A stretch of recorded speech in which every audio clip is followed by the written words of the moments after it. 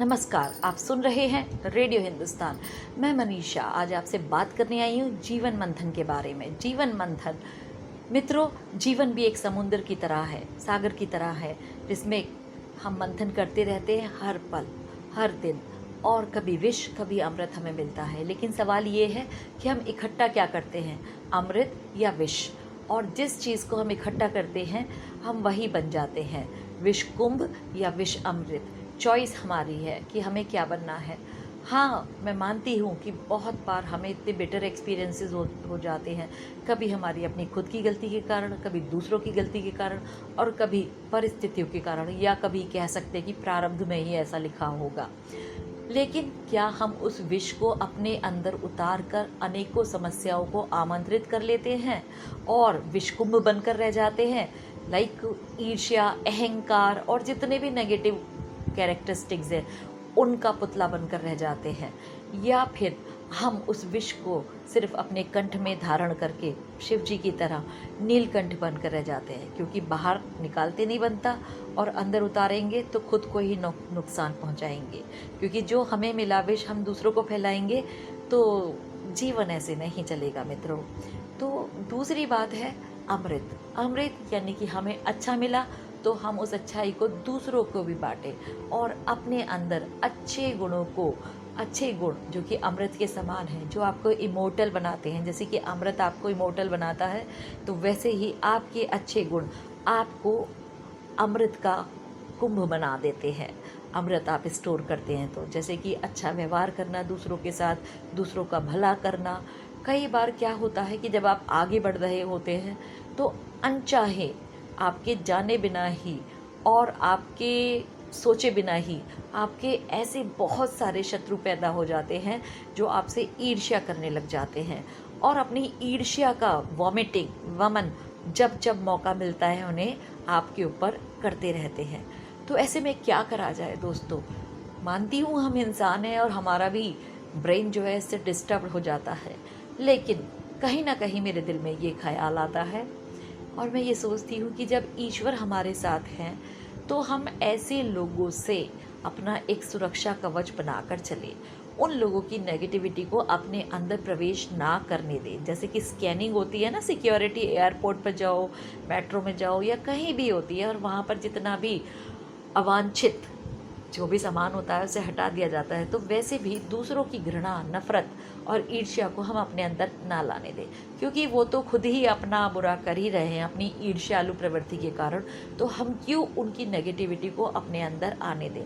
हाँ, सही है कि ब्रेन खराब हो जाता है कुछ देर के लिए, लेकिन फिर मैं सोचती हूँ कि हम अपनी अच्छाई को क्यों छोड़ें किसी बुरे इंसान के लिए।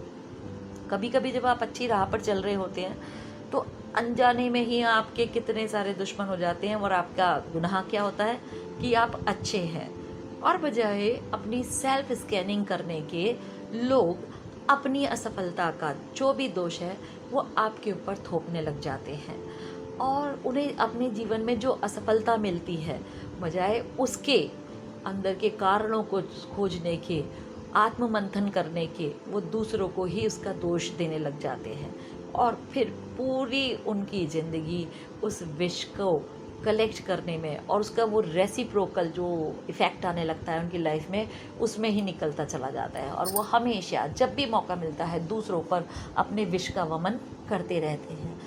अब ऐसे लोगों का इलाज क्या बताऊं दोस्तों? इलाज तो बहुत है, लेकिन अब उनकी जैसी नियति है वो जाने। लेकिन अब क्या, अहंकार, अहंकार कितने सारे हमारे सामने एग्जाम्पल भरे हुए हैं कि अहंकारी व्यक्ति कभी जीवन में सफल नहीं होता, और यदि सफल होता है तो उसकी सफलता तुरंत ख़त्म हो जाती है। और उस अहंकार में आकर जब कोई किसी की बेइज्जती करता है, इंसल्ट करता है, तो वास्तव में वो अपना ही स्टैंडर्ड शो कर रहा होता है। आपको परेशान होने की ज़रूरत नहीं है। तो कोई यदि आपकी इंसल्ट करे, किस कारण से? सिर्फ नेगेटिव उसके माइंड सेट होने के कारण जो है, तो आप सोचो कि इसका अपना स्टैंडर्ड यही है, उसकी औकात वही है जो वो आपको या पूरे समाज में आपको दिखा रहा है। एक और प्रजाति जो हमारी मानव जाति में पाई जाती है, स्पेशली हमारे इंडियंस में, जब एक के साथ कुछ हो रहा होता है तो बाकी सारे लोग मुंह में दही जमा कर बैठ जाते हैं। आई एम सॉरी कि कहीं कहीं मैं थोड़ा सा हार्श हो जाती हूँ, लेकिन मित्रों मेरे दिल में कुछ भी किसी के लिए गलत नहीं है, बस शब्द कभी कभी ऐसे हो जाते हैं सरकास्टिक वे में। तो क्या है कि ये जो हमारी प्रवृत्ति है, इसी प्रवृत्ति के कारण हमारा देश गुलाम रहा। छोटे छोटे राजाओं, जहाँ वीरता की तो कमी थी ही नहीं, पृथ्वीराज चौहान, शिवाजी, महाराणा प्रताप, लेकिन हम जब भी हारे दूसरों से अपने ही लोगों के कारण हारे। क्यों? क्योंकि एक के साथ गलत हो रहा है तो दूसरा सोचता है अरे भाई मेरे साथ थोड़ा ना कुछ हुआ है जो मैं बोलूं, जब मेरे साथ होगा तभी मैं बोलूँगा। तो दूसरों से आई मीन टू से सही को सही और गलत को गलत कहने की हिम्मत ही नहीं होती। और दोस्तों मेरा मानना है कि इस दुनिया में जितना भी बुरा है उसका कारण बुरे लोग नहीं हैं, बल्कि अच्छे लोगों की खामोशी है। खामोशी अच्छी होती है। जंगल में खामोशी ये बताती है कि जंगल में शेर है। बिल्कुल सही बात है। और हर समय बार्किंग तो सिर्फ डॉग करते रहते हैं, बहुत अच्छी बात है ये भी, लेकिन कभी कभी उन डॉग्स की बार्किंग को बंद करने के लिए भी एक बार तो कुछ एक्शन आपको लेना ही पड़ता है। तो अच्छे लोगों को भी अपने अच्छे एक्शंस करने चाहिए। मैं बदला लेने में यकीन नहीं रखती, क्योंकि ये कुछ समझ नहीं आता मुझे, क्योंकि I do believe in law of Karma. जो हमारे, ये कोई मैं अपनी पर्सनल बात नहीं बता रही हूँ, ये मैं सिर्फ एक जीवन मंथन बता रही हूँ जो मैं ऑब्जर्व करती हूँ पर्सनल लाइफ में या अपने आसपास या लोगों के नज़रिए के बारे में। तो दोस्तों बस ये मैं आप सभी के साथ शेयर कर रही हूँ अपनी बातें, कि हम बजाय बदले की राजनीति के या बदले की भावना के खुद को ही संवारें, खुद को ही सुधारें और आगे बढ़ें, तभी ये दुनिया एक ब्यूटीफुल प्लेस होगी। दुनिया ऑलरेडी ब्यूटीफुल है, लेकिन हम मनुष्यों ने उसे अपने विष कुंभ से, जैसे कि मैंने अभी बताया, उसमें विष घोलते रहते हैं, अपनी लाइफ में भी और दूसरों की लाइफ में भी। तो ज़्यादा बेटर है कि हम सेल्फ एनालाइज करें अपने एक्शंस का, कि हम कर क्या रहे हैं, किसी को क्या कह रहे हैं। अब आगे नेक्स्ट पोस्ट में बताऊंगी कि हम क्या करें। दोस्तों आप मेरी इस बात पर विचार ज़रूर करिएगा और इस बात पर मंथन ज़रूर करिएगा कि आप क्या हैं, विषकुंभ या अमृत कुंभ। तब तक करते रहिए काम और सुनते रहिए रेडियो हिंदुस्तान।